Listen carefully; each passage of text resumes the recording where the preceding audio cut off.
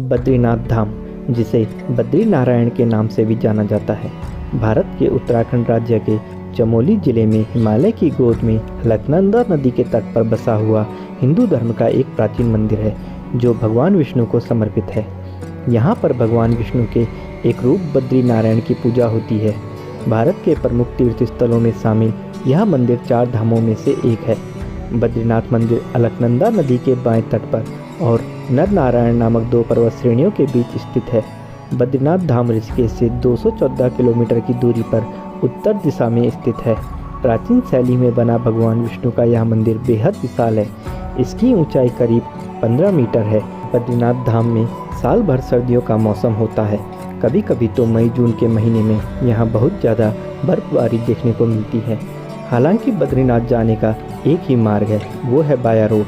लेकिन अगर आप ट्रेन के द्वारा बद्रीनाथ की यात्रा करने की सोच रहे हैं तो इसका नज़दीकी रेलवे स्टेशन हरिद्वार या फिर ऋषिकेश है। इसके आगे का सफ़र बस या प्राइवेट टैक्सी के द्वारा ही करना पड़ेगा। बस से सफ़र करते हुए ऊंचे ऊंचे पर्वतों में बर्फ़ की चादर से ढके हुए पहाड़ों की खूबसूरती और इनके पीछे छुपे बादल आपके सफ़र को स्वर्ग सा महसूस कराएगा।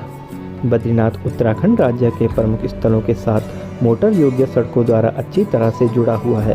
राज्य के प्रमुख स्थलों जैसे देहरादून, हरिद्वार, ऋषिकेश, पौड़ी, रुद्रप्रयाग, कर्णप्रयाग, ऊखीमठ, श्रीनगर, चमोली आदि से बद्रीनाथ के लिए बसें और टैक्सी आसानी से उपलब्ध हैं। बद्रीनाथ राष्ट्रीय राजमार्ग 58 द्वारा गाजियाबाद से जुड़ा हुआ है। धाम के कपाट मई महीने में अक्षय तृतीया के दिन खोल दिए जाते हैं और नवंबर के महीने में दीपावली के 2 दिन बाद भाई दूज के दिन इसके कपाट बंद कर दिए जाते हैं। भगवान विष्णु का यह मंदिर सप्ताह के 7 दिन तक खुला रहता है, जिसमें दर्शन करने का समय नियमित रूप से सुबह 6 बजे से रात 8 बजे तक रहता है। भगवान विष्णु के दर्शन करने से पहले तप्त कुंड में स्नान करना पड़ता है, जो बद्रीनाथ मंदिर के बगल में ही स्थित है। लेकिन इस प्राकृतिक कुंड का पानी काफ़ी गर्म होता है, जो यहाँ की ठंड में स्नान करने में काफ़ी सुकून मिलता है। स्नान करने के बाद काउंटर से टोकन लेना पड़ता है। उसके बाद स्वामी नारायण के दर्शन के लिए लाइन में लग जाते हैं।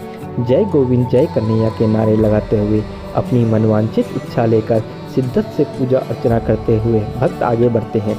लेकिन दर्शन को जाने से पहले आपको इस बात का ध्यान जरूर रखना होगा कि मोबाइल या कैमरा किसी भी प्रकार का उपकरण मंदिर परिसर में ले जाना सख्त मना है। मई और जून के महीने में सबसे ज़्यादा श्रद्धालु बद्रीनाथ दर्शन के लिए आते हैं और ये समय यहाँ जाने का पीक टाइम होता है। बद्रीनाथ मंदिर के बारे में एक मुख्य कहावत है, जो जाए बद्री वो ना आए उदरी, अर्थात जो व्यक्ति बद्रीनाथ के दर्शन कर लेता है उसे माता के गर्भ में नहीं आना पड़ता। पौराणिक कथाओं के अनुसार एक बार जब माता लक्ष्मी भगवान विष्णु के पैर दबा रही थी, उस समय वहां से एक ज्ञानी संत गुजर रहे थे, जिनकी नज़र अचानक भगवान विष्णु और माता लक्ष्मी के ऊपर पड़ी। यह देखकर नाराज हो गए और कहने लगे कि भगवान विष्णु तो खुद लेटे हुए हैं और अपनी पत्नी से काम करवा रहे हैं। महाराज द्वारा भगवान विष्णु की इस बात की आलोचना करने पर भगवान विष्णु क्रोधित होकर वहां से चले गए और बद्रीनाथ के क्षेत्र में जाकर घोर तपस्या करने लगे। इतना सब कुछ देखने के बाद माता लक्ष्मी भी वहां पहुंची और भगवान विष्णु की तपस्या में कोई बाधा उत्पन्न ना हो, इसीलिए माता लक्ष्मी ने बेर, जिसे बद्री भी कहा जाता है, के 7 वृक्ष धारण कर लिए और भगवान विष्णु की सेवा में लग गई, ताकि धूप, बारिश और हिमपात से भगवान विष्णु की तपस्या में कोई बाधा उत्पन्न ना हो। तपस्या खत्म होने के बाद जब भगवान विष्णु ने देवी लक्ष्मी को बेर के वृक्ष में देखा तो उन्होंने माता लक्ष्मी से कहा कि देवी, आपने मुझसे अधिक तप किया है, इसीलिए मेरे नाम से पहले आपका नाम होगा। माता लक्ष्मी बेर यानी बद्री के वृक्ष का रूप धारण करके अपने पति, जिसे नाथ और स्वामी भी कहा जाता है, विष्णु भगवान को छाया दे रही थी। और यही कारण है कि इस मंदिर को बद्रीनाथ कहा जाता है, क्योंकि बद्री बनी माता लक्ष्मी और उनके नाथ है भगवान विष्णु, इसीलिए जो बद्री के नाथ हैं वही है बद्रीनाथ। कुछ लोगों का कहना है कि इस स्थान पर कभी बेर यानी बद्री की बेशुमार झाड़ियाँ हुआ करती थी, इसीलिए इसे बद्रीवन भी कहा जाता रहा है। आदि शंकराचार्य के समय से ही इसे बद्रीनाथ कहा जाता है। व्यास मुनि का जन्म बद्रीवन में ही हुआ था और बद्रीवन में व्यास मुनि का आश्रम भी था। वेद व्यास को बादरायण भी कहा जाता है। इसी आधार पर मंदिर का नाम बद्रीनाथ पड़ा बौद्ध धर्म की स्थापना के बाद जब चीन ने भारत पर आक्रमण किया था, तब चीनी सेना ने बद्रीनाथ मंदिर को अस्त भ्रष्ट कर दिया और मंदिर में स्थापित मूर्ति को वहां पर स्थित नारद कुंड में डाल दिया। आदि शंकराचार्य ने हिंदू धर्म के पुनरुत्थान के क्रम में उस प्रतिमा को गरुड़ गुफा में स्थापित कर दिया। चंद्रवंशी गढ़वाल नरेश ने वर्तमान में स्थापित मंदिर का निर्माण करवाया तथा इंदौर की महारानी अहिल्याबाई ने इस मंदिर के शीर्ष पर सोने के 3 कलश चढ़ाए। तभी से यह मंदिर उत्तराखंड के एक तीर्थ स्थल के रूप में उभर आया।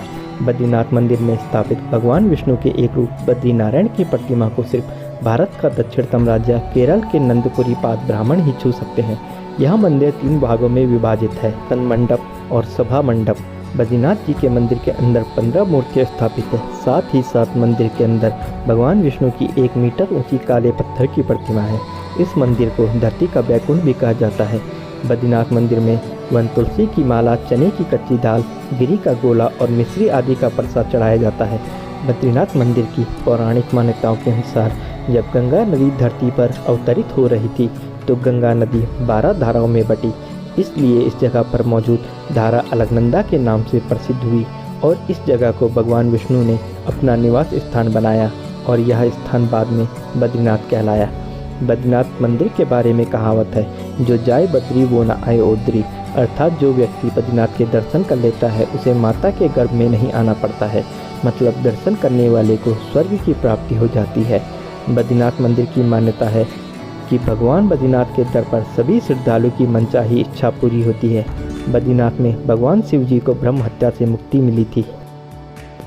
इस घटना की याद ब्रह्म कपाल नाम से जाना जाता है।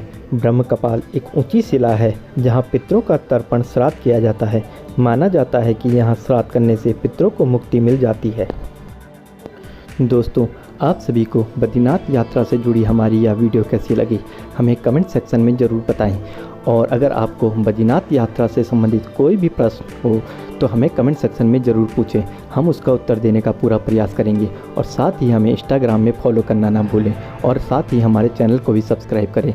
मिलते हैं आपसे अगली वीडियो में। जय भारत, जय उत्तराखंड।